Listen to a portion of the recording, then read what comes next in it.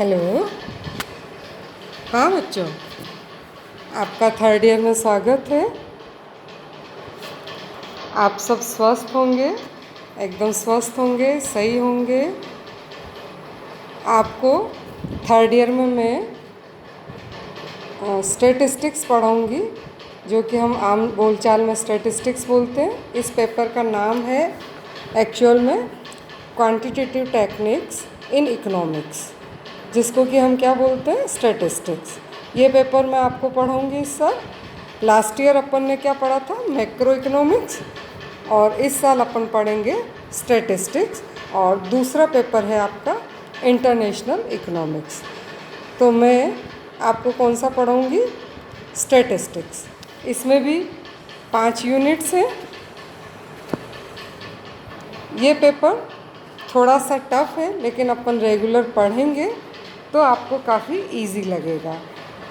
तो first unit जो है इसकी, वो क्या है, आप चाहें तो देखते रहिए साथ में।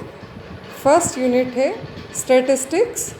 इसकी डेफिनेशन क्या है, इसका इम्पोर्टेंस क्या है, इसकी स्कोप क्या है, इसकी लिमिटेशंस क्या है, मतलब स्टैटिस्टिक्स की परिभाषा, महत्व, इसका क्षेत्र और इसकी सीमाएं। फिर इसके बाद, क्योंकि आपको स्टैटिस्टिक्स पढ़नी है तो डेटा कलेक्शन का देखना पड़ेगा। तो इसमें है डेटा कौन कौन सी तरह के होते हैं। एक प्राइमरी होता है और एक सेकेंडरी होता है, मतलब प्राथमिक और द्वितीयक डेटा। प्राथमिक डेटा कौन से होते हैं, जो कि हम खुद कलेक्ट करते हैं, और सेकेंडरी कौन से होते हैं, जो कि दूसरों ने कलेक्ट किए और उसको हम यूज़ करते हैं। तो आपको कौन से डेटा देखने हैं, प्राइमरी और सेकेंडरी। अब इन दोनों को कलेक्ट कैसे करते हैं, उसके मेथड्स क्या है, ये देखना है। फिर जब डेटा कलेक्ट हो गए तो उसके बाद क्या आता है स्टेप, उसका क्लासिफिकेशन और टेबुलेशन। मतलब जो डेटा आपने कलेक्ट किए हैं वो बहुत मिक्स्ड होते हैं, तो सबसे पहले उसको हमको क्या करना पड़ता है, उसका वर्गीकरण करना पड़ता है। फिर उसका टेबल फॉर्म में उसका सारणीयन करना पड़ता है। तो डेटा का क्लासिफिकेशन करना और टेबुलेशन करना। उसके बाद जब क्लासिफिकेशन भी हो गया, टेबुलेशन भी हो गया, तो अब डेटा को हमको क्या करना पड़ता है, प्रेजेंट करना पड़ता है। अब प्रेजेंट हम कैसे कर सकते हैं, या तो डायग्राम्स बना के कर सकते हैं, या फिर उनको ग्राफ या बिंदु रेखीय प्रदर्शन कर सकते हैं। तो डेटा को कैसे हम प्रदर्शन कर सकते हैं, डेटा को कैसे हम लोगों को बता सकते हैं, या तो उनका हम चित्रमय प्रदर्शन करें या हम बिंदु रेखीय प्रदर्शन करें। तो फर्स्ट यूनिट में आपके क्या चीज़ आ गई कि एक तो कि स्टैटिस्टिक्स क्या है, और दूसरा डेटा कलेक्शन कैसे होता है, उसको कैसे हम लोगों को बताते हैं, लोगों तक कैसे पहुंचाते हैं। तो फर्स्ट यूनिट आपकी इससे रिलेटेड है। अब है सेकंड यूनिट। सेकंड यूनिट में आपका मेन जो है वो क्या है, मेजर्स ऑफ सेंट्रल टेंडेंसी, मतलब केंद्रीय प्रवृत्ति के माप, जिसको हम बोलते हैं, क्योंकि हर जगह पर ये आपके बहुत काम आएंगे, बहुत ही इम्पोर्टेंट होते हैं ये। एक बार इसका क्लियर होना बहुत ही ज़रूरी है। इस केंद्रीय प्रवृत्ति के माप मतलब मेजर्स ऑफ सेंट्रल टेंडेंसी, जिसको कि हम शॉर्ट में जनरली बोलचाल में क्या बोलते हैं कि मीन, मोड, मीडियन। लेकिन आपके मीन, मोड और मीडियन के साथ साथ जियोमेट्रिक मीन भी है और हार्मोनिक मीन भी है। इसके अलावा आपके और क्या है, अपकिरण के माप। अपकिरण के माप मतलब कि हम सेंट्रल से कितना दूर चल रहे हैं। तो इसके लिए एक तो होती है रेंज, एक है मीन डेविएशन, एक है स्टैंडर्ड डेविएशन। इसके अलावा कोएफिशिएंट ऑफ वेरिएशन भी पढ़ना है अपने को, और क्वार्टाइल डेविएशन भी है, ठीक है, और स्टैंडर्ड डेविएशन भी है। स्क्यूनेस भी पढ़ना है इसके साथ साथ, मतलब विषमता किस तरह की है। तो अपकिरण और विषमता के माप इसमें आते हैं आपको। तो सेकंड यूनिट में आपने क्या क्या चीज़ पढ़नी है, मेजर्स ऑफ सेंट्रल टेंडेंसी मतलब मीन, मोड, मीडियन, और हार्मोनिक मीन, जियोमेट्रिक मीन, और इसके अलावा मेजर्स ऑफ डिस्पर्शन और स्क्यूनेस। ये सब चीज़ें किस में आएगी, अपने सेकंड यूनिट में। इसके बाद आती है आपकी यूनिट थर्ड। यूनिट थर्ड जो है बच्चों कि ये आपस में संबंध बताने के लिए, जैसे कोरिलेशन। कोरिलेशन मतलब सह संबंध। सह संबंध में अपने को क्या क्या पढ़ना है, कि एक तो कार्ल पियर्सन का कोएफिशिएंट ऑफ कोरिलेशन पढ़ना है, एक स्पीयरमैन का रैंक कोरिलेशन पढ़ना है, और इसमें किस तरह का प्रोबेबल एरर आने की संभावना है वो चीज़ अपने को पढ़ना है। तो कोरिलेशन पढ़ना है। कोरिलेशन के बाद इसी यूनिट में अपने और क्या चीज़ है, रिग्रेशन। रिग्रेशन अपने को केवल सिंपल लीनियर रिग्रेशन पढ़ना है। सिंपल लीनियर रिग्रेशन का इंट्रोडक्शन देखना है और लाइंस ऑफ रिग्रेशन बनानी है और रिग्रेशन का एस्टिमेट करना है, इसका कोएफिशिएंट निकालना है। ठीक है, तो थर्ड यूनिट जो है वो क्या है, एक तो कोरिलेशन है मतलब सहसंबंध है, और एक रिग्रेशन है मतलब प्रतीपगमन। ठीक है, सहसंबंध और प्रतीपगमन, ये दोनों चीज़ डिटेल में देखनी है। ये आपकी हो गई यूनिट थर्ड। फिर है आपकी यूनिट फोर। यूनिट फोर जो है मेनली आपकी क्या है, टाइम सीरीज़ और इंडेक्स नंबर है। इसमें टाइम सीरीज़ में अपने को क्या क्या देखना है, टाइम सीरीज़ का इंट्रोडक्शन, इसके कंपोनेंट्स क्या क्या है, और इसको हम कैसे नापते हैं, इसको नापने का तरीका क्या है, मूविंग एवरेज और लिस्ट स्क्वायर मेथड, दोनों मेथड से हमको इसको नापना है।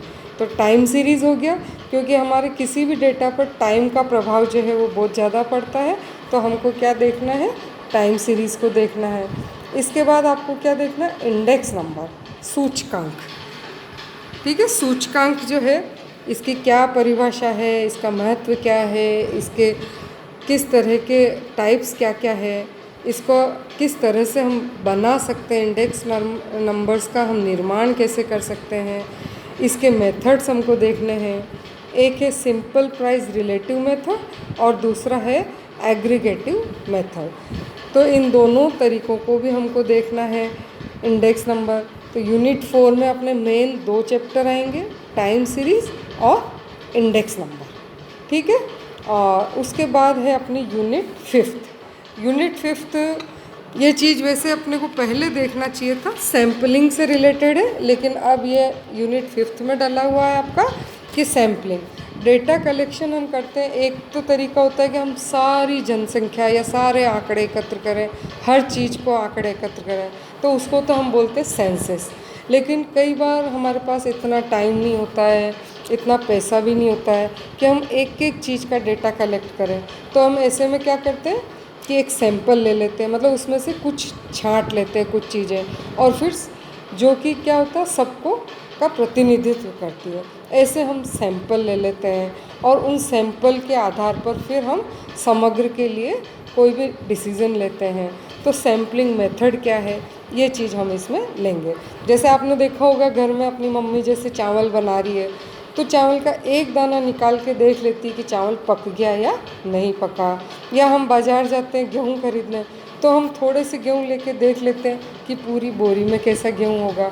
तो इस चीज़ को हम क्या कहते हैं, सैम्पलिंग, कि समूह में से छोटा समूह या छोटी चीज़ ले लेते हैं और उसको हम देख लेते हैं कि ये सही है या नहीं है। और इसके बाद सैम्पलिंग के बाद आपको देखना है इंटरपोलेशन। इंटरपोलेशन को हम क्या बोलते हैं, अंतर्गणन। अंतर्गणन में अभी आपको क्या देखना है, 3 मेथड है इसके मेन आपके, एक न्यूटन का मेथड, एक बाइनोमियल मेथड और एक लैग्रेंजियन मेथड। 3 मेथड से अपने को इंटरपोलेशन देखना है। इसके बाद आपको क्या देखना है कि इंडिया में या भारत में स्टैटिस्टिकल सिस्टम किस तरह का, हमारे यहाँ पर आंकड़े जो है वो किस तरह से एकत्र किए जाते हैं। तो सबसे जो इम्पोर्टेंट ऑर्गेनाइजेशन है अपनी, एक तो है सेंट्रल स्टैटिस्टिकल ऑर्गेनाइजेशन CSO जिसको हम बोलते हैं, और एक है नेशनल सैंपल सर्वे ऑर्गेनाइजेशन या जिसको हम NSSO बोलते हैं। इन दोनों के आंकड़े जो होते हैं, दोनों संस्थाओं के आंकड़े बहुत ही ऑथेंटिक माने जाते हैं, बहुत ही रिलायबल माने जाते हैं, क्योंकि ये आंकड़े बहुत व्यवस्थित सही पद्धति से एकत्र किए जाते हैं। तो NSSO और CSO भारत में आंकड़े एकत्र करने की ये 2 जो है महत्वपूर्ण संस्थान हैं, जो कि हमारे आंकड़े एकत्र करते हैं और हमें प्रोवाइड करते हैं। सेकेंडरी डेटा के लिए भी हम इनको यूज़ कर सकते हैं। तो ये सारा आपका सिलेबस है, 1st, 2nd, 3rd, 4th और 5th यूनिट। तो मेन आपने देखा कि सारी चीज़ें स्टैटिस्टिक्स की इसमें आ जाती है, और अपन बहुत ध्यान से ढंग से इसको पढ़ेंगे तो आपको आराम से समझ में आता जाएगा। इसको आप रेगुलर देखते रहिएगा। और इसके लिए बुक्स जो है, ये लिस्ट भी मैंने आपको प्रोवाइड करी है, ये देख लीजिए लिस्ट आप। इस लिस्ट में ये बुक्स के नाम हैं, लेकिन मेन अपना जो पढ़ते हैं वो कौन सी बुक पढ़ते हैं? कैलाश नाथ नागर की सांख्यिकी के मूल तत्व। कौन सी बेटा? जिसको हम नागर की बुक बोलते सांख्यिकी, उसका नाम पूरा लिख लीजिए, सांख्यिकी के मूल तत्व, कैलाश नाथ नागर। इसके अलावा आप अगर इंग्लिश मीडियम के हैं तो एस.सी. गुप्ता की आती है, ये भी अच्छी बुक है। और बाकी आप और दूसरी सुदामा सिंह या गुप्ता, सुथार, ये किताबें भी आप देख सकते हैं। तो इस तरह से अब ये एक बुक ज़रूर आप ख़रीद लीजिए, कोई सी भी जो बुक आपको अच्छी लगे वो आप एक बार ख़रीद लीजिए बुक, ताकि जब मैं पढ़ूँ आपको तो आप इसको ढंग से रेगुलर पढ़ सकें और समझ सकें। और स्टैटिस्टिक्स के लिए एक तो रेगुलर क्लास अटेंड करना, और दूसरी बात इसकी रेगुलर प्रैक्टिस करना बहुत ही ज़रूरी है, जो कि आप करते रहिए। और इस चैनल को आप जो है सब्सक्राइब कर लीजिए, ताकि आप जब भी कोई वीडियो डालेगा तो आपको इजीली मिल जाएगा।